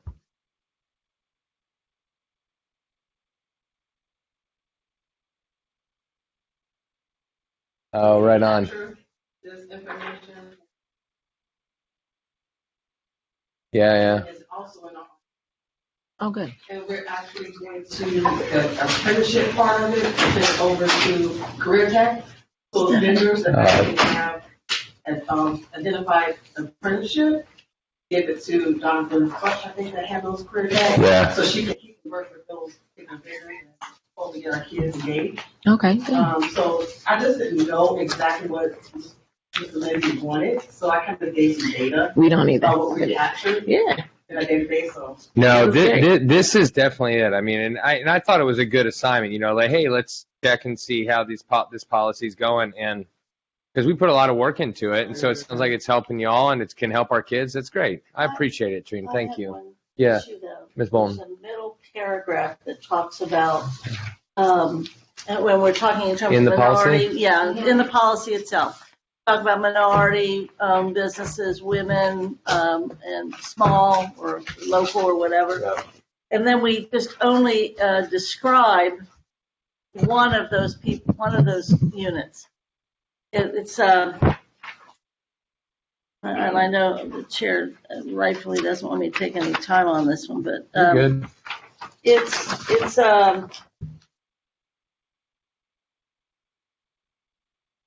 contract. Yeah, it's number 3 on second page. Contracting with minority-owned, women-owned, disadvantaged, and small business. First of all, I would assume local is in there too. And I know we make references to MSA before or whatever. But then is it the long-established commitment promoting supplier diversity? True. District strives to afford economically disadvantaged and small business enterprises maximum applicable opportunity. I need to see women there. Yeah. And I don't know how that escaped us. I'm going to blame general counsel 2 years ago because it's always easier to blame the administration. Totally, yeah. Yeah. It stands full of. So yeah, Don't blame it on him. He's not here. Yep, that's right. That's right. I wanted to also see local first, like Yeah, a priority, local, a priority for local, a priority for women, a priority for minority. I just think we have the potential to outsource a lot of stuff to women, non-local. and we do have local in another policy that's emphasized, but I do think which makes sense just to add it, even though this is really about supplier diversity. But I'm with you, adding local and definitely talking about the women piece. Ms. Levens? And we do. So in Yeah. our RFP process, we do have some percentages given to vendors who actually have those particular women-owned businesses and local. We give percentages, 10%, 5% extra. Okay. But it was Yes. to be able to look at That's great. those RFPs. So we do actually identify that in our RFP process. And we have a lot of local vendors outside of our RFP process identified in our database. So we are working. Do we use them? I'm really interested in because I know of one company that has a local representative so that they can say that they're local, but they're not local. So Well- there are ways around everything, but I just wonder with intentionality what are our numbers looking like? And so that's just something that I would want. Again, you guys are doing awesome. So I just think I just want to look at the numbers to just say, hey, if we're at 10%, for instance. Mm-hmm. I can look in our database and look at the addresses. Yes. Yeah, I know one company that does that. The definition of local is headquartered. I'm trying to see if They're Sure. separate them. So if they have a presence here, so they might be headquarters may be somewhere else, but they do have a base home brick and mortar here. Would that be considered local? Or No, I'm talking about a company that has a representative that they have hired here, but they are not. It's not a brick and mortar. They hired that representative so that they could be local. Yeah, I think we're talking about different things. Yeah, we're talking about two different things. Yeah, what she's talking about is fine. What you're talking about is shady. And I think But that's common though. identify that, but yes, I mean. Yeah, I understand. Because we ask for all the paperwork, we ask for all the I got you. addresses, Yep. we identify from there. But we know some of them may not have, the corporate office may be somewhere else, or they have their brick and mortar here. Sure. Which we count. I But got you. as far as what you're saying, I can see it happening, but it's hard for me to. I understand. Well, we're just talking about significant dollars. I'd love to go to Yeah. local Right. people.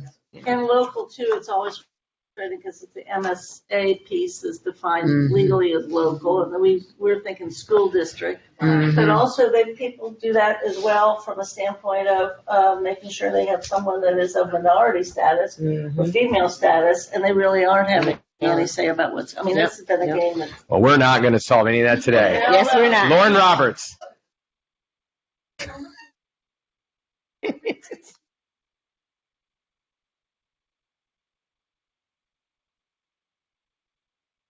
administrative weight if they have a lot of people living here? Is that kind of the difference between having a local headquarters versus what's noted by A?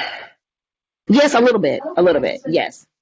I exactly what you're talking about, but I just happen to know, and I like this company. It's not an issue of that. It's just that they have a significant contract with us, and they have one representative to say that they're local because they're getting an extra benefit, but they're not really local. Well, I think you should get with Ms. Levens, let them know who that person is, since we're being anonymous, and move on. Keep going. I love it. No, tell on them. Hey, look, if they're skirting our process, get them out of town. All right, policy 3231, real quick. Before that, sorry, parent and family engagement in federal programs is 2261.01. Oh, wait. 2261.01. Ms. Phyllis, can you give us a copy of that, or what? Somebody give us a copy of that one. Yeah. All right. So we got a few left here. We're already 6 minutes over, and I'm going to try to keep it to 10:45. And I know that's only 9 minutes, and if anyone is on the screen that wants to talk, the 12 attendees, yeah, you can raise your hand. I'll give you a couple minutes here at the end. Raise your hand, and Rob will get you. Your Ms. Bolton's the best. We have outside activities of employees and evaluation of employees. I don't know. Thank you, Ms. Levens. I don't know if we want to. Yeah, these last two were just we didn't get to them last month. Correct. Kind of in our general cleanup. We're doing this, so these are just like cleanup. So unless there's some. Well, the big thing that we're changes. not getting done is the community learning center one. Well, The LSCMC. The LSMC one is the one. I mean, the LSTMC one. I'm sorry. We'll move that one next time. Okay, because That one's everybody's key. done a lot of research on that one. Well, if you think we can get. We cannot get through that. I'm just saying that's Got critical questions. It is critical. because they've Yeah. had their first district-wide meeting already, and and I appreciate that we added the presentation that was done there. But I hope General Counsel doesn't bring us very many more. That we need to,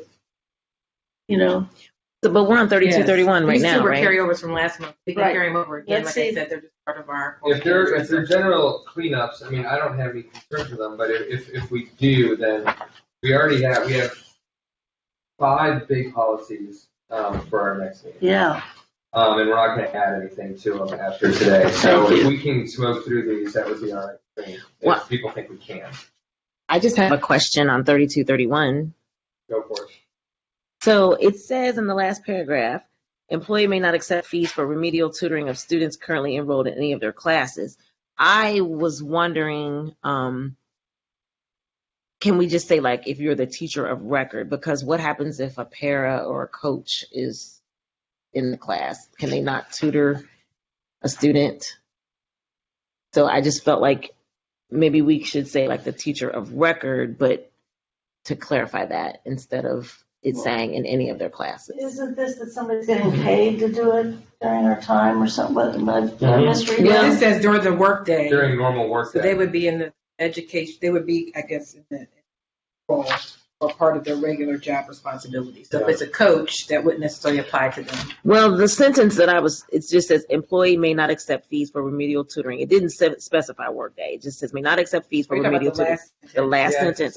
Before that. Well, the sentence before that does say that, which I understood. Right. Because that makes sense. But the last sentence to me did not. Employees may not accept fees for remedial tutoring of students currently enrolled in any of their classes. And I was like, that just kind of, what happens if a parent's like, hey, you're teaching my kid? I mean, it's just not clear that it's during the day. And then it's also not clear on if you're a para in the classroom or if you're subbing in the classroom. Does that count? Does that violate that policy? What does that mean? You can't earn any money on our time.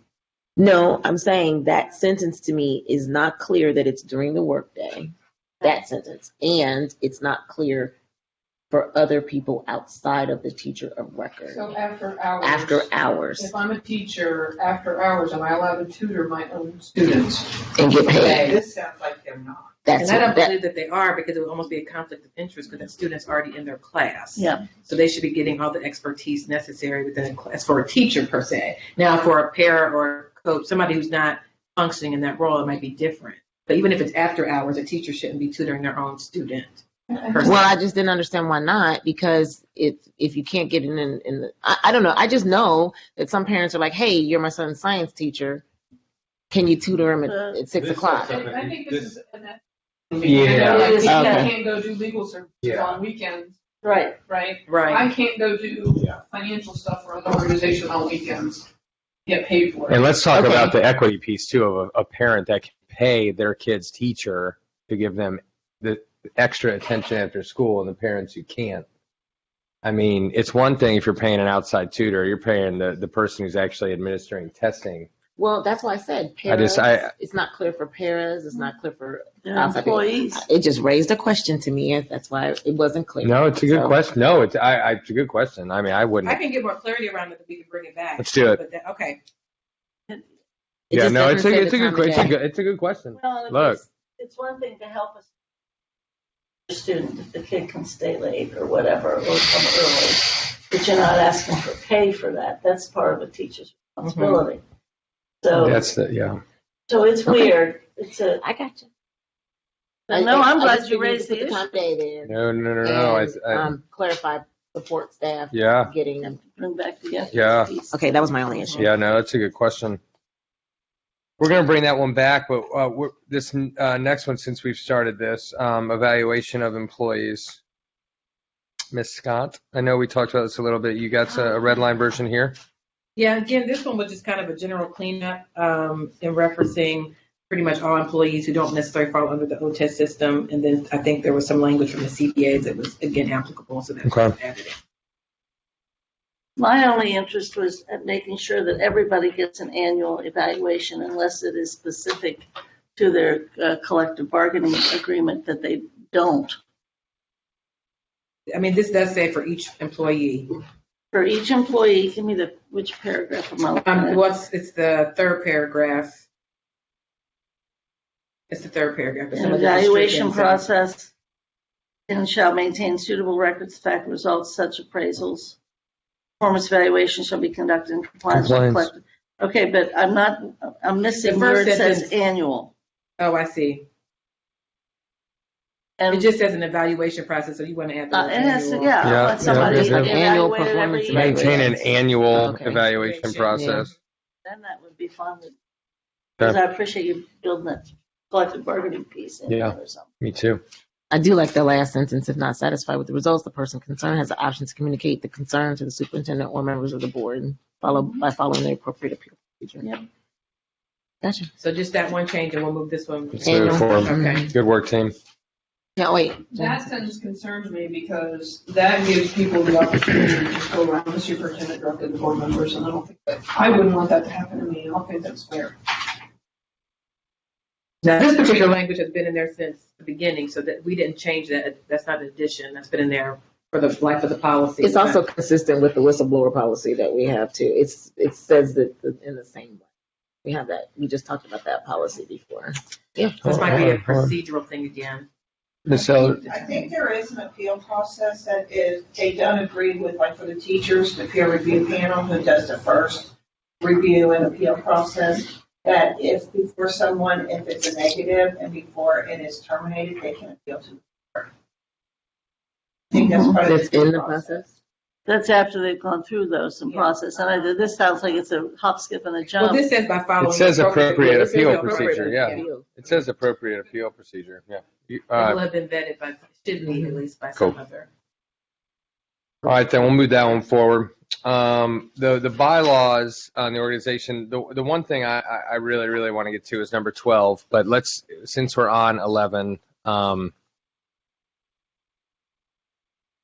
the draft red line, number 11, policy 0150 with the bylaws.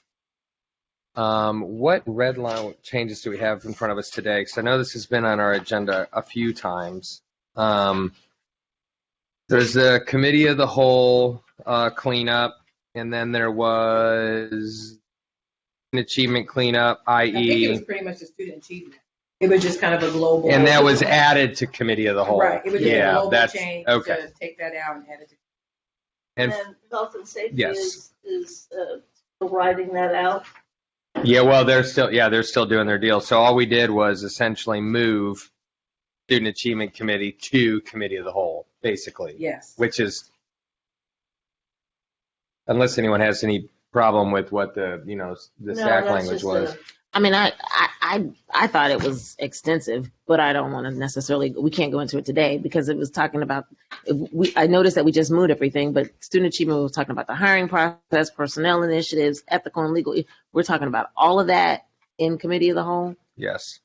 It just seems, Well, it was all underneath the student achievement. What was under student achievement before it just got moved to committee of the whole? So those specific functions that related to student achievement. I noticed that. I just thought maybe we needed to review those topics because it just seems like you just added an extra hour to committee of the whole, which I get, but were they really talking about all of those things? And if they weren't, can we streamline that a little bit? And if they were, then to me it's problematic. So from timing. Well, Ms. Bolton. I kind of agree that we might want to look at this again because each of the committees is reviewing their own work plan as it pertains to the previous strategic plan. Mhm. I know we just did that in finance, and I know that health and safety has to do it. So I would hate to present this to the board and say, we'll be back in another month and then another month and tell you to do all this other stuff too. It's sort of like the audit committee charter that just keeps resurfacing.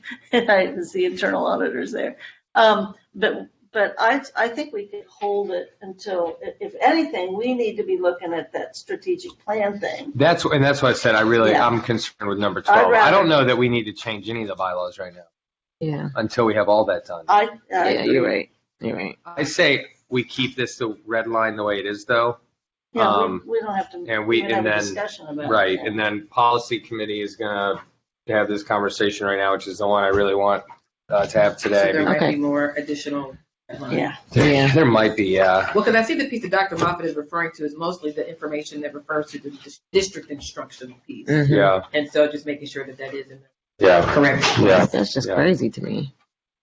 But I'm with you. I think it needs more attention than a few minutes. And I I think- think need to refer to the audit committee charter under the finance committee, just saying, please see this board policy for essentially the same description of the audit. Yes. Wow. Sorry, Dr. Ma, you were saying someone I called. Go ahead. What were you- No, I think we need to give it more attention, and I think honestly we need to give it attention as a board, because when you're dissolving committees, it's more than just taking it off the list. You need to really look with intentionality on what was the committee doing, and can we logistically do all of that under committee of the whole in an hour and a half? I think that's why each committee's been assigned to do their own work plan Mhm. and then bring it back. And then we're not deciding anything. Yeah. Sure.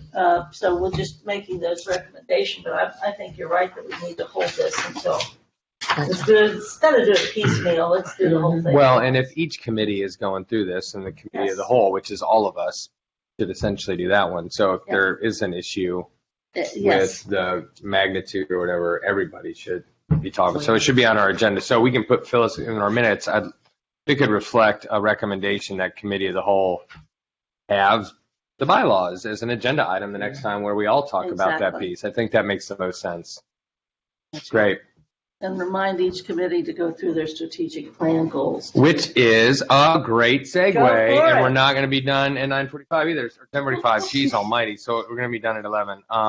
So, yes, ma'am. No, you're fine. Can the finance committee really be referred to finance committee, because there is some old language in here that probably doesn't apply anymore.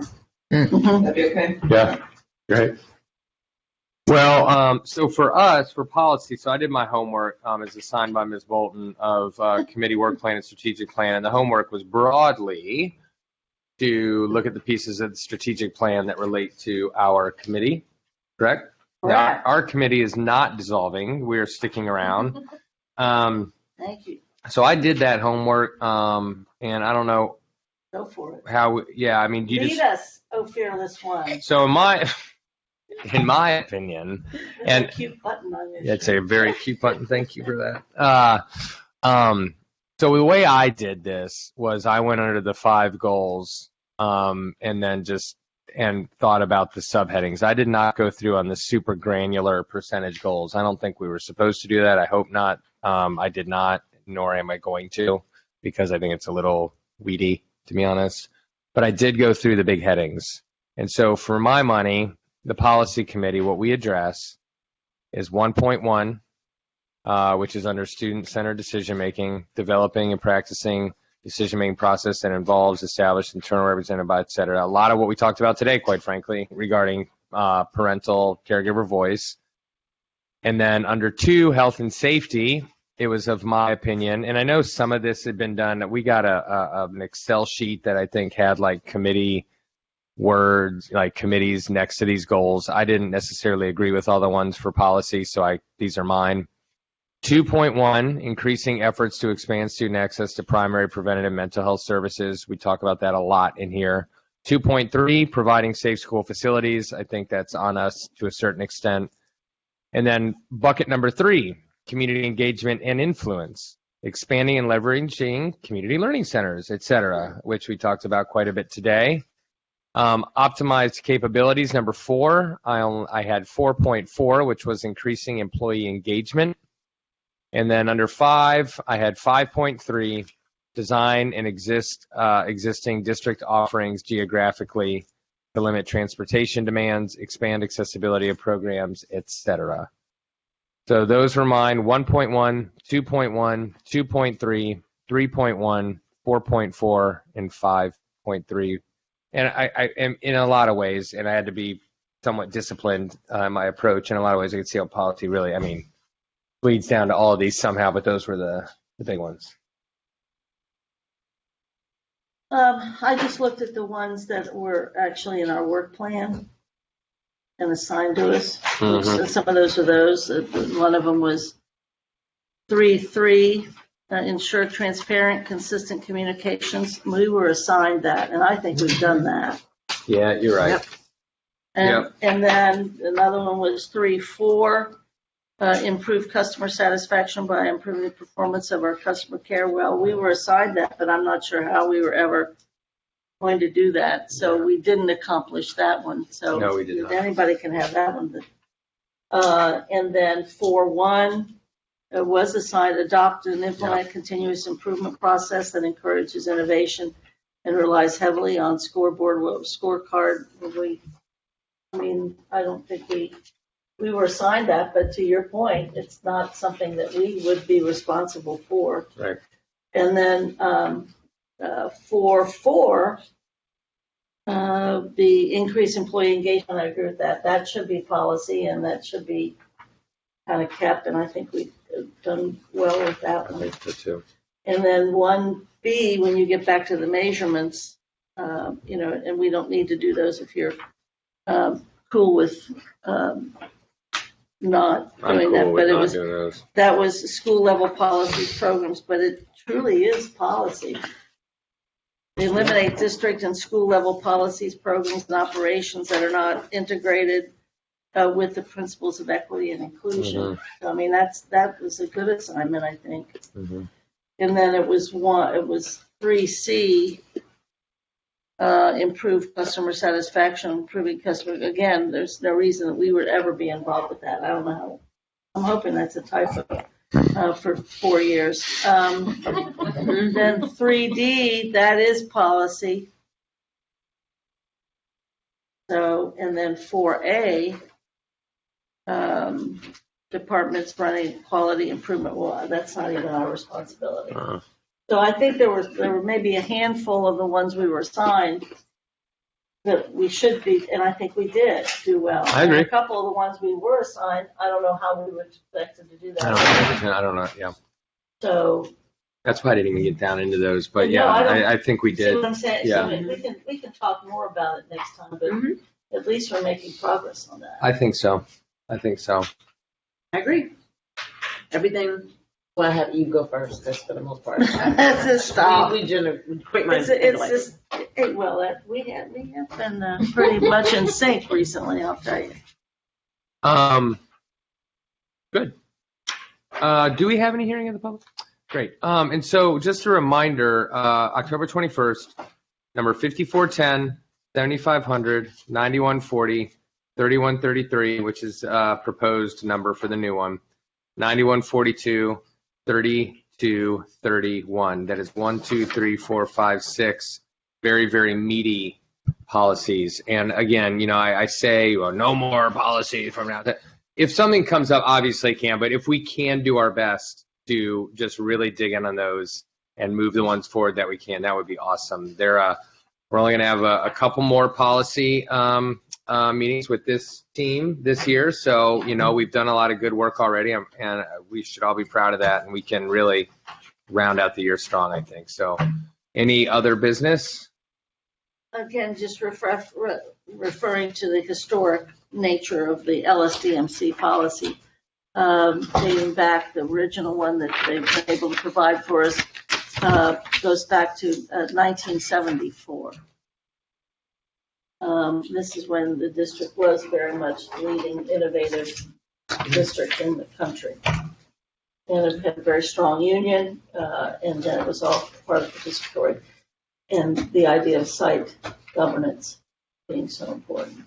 This would be great. And some of it's still there. It's amazing. Great. All right. Well, thank you all so much. Thanks, Meeting team. is adjourned. All right. Here's